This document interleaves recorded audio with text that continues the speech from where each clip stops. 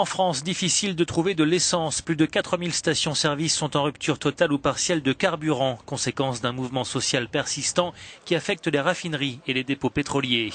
La réforme du Code du travail est toujours au centre de cette contestation, mais le Premier ministre l'a répété ce matin, il ne cédera pas. Le texte travail va venir au Sénat, où il y a une majorité de droite, qui va donner son projet.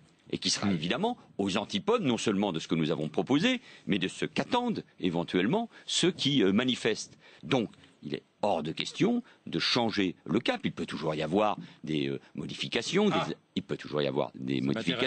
des améliorations. Pendant ce temps, le mouvement prend de l'ampleur. Toutes les centrales nucléaires ont voté la grève, qui n'avait toutefois pas d'incidence majeure sur le réseau électrique.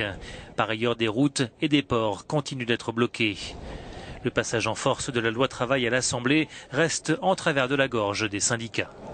Le compromis avec le gouvernement a tout de suite été fermé par l'utilisation du 49.3. C'est pas nous qui avons refusé de discuter avec le gouvernement, par les instances syndicales, diverses instances.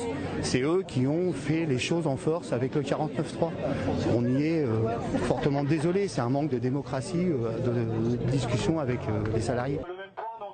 Les syndicats restent déterminés face à un texte qui, selon eux, va affaiblir les droits des salariés.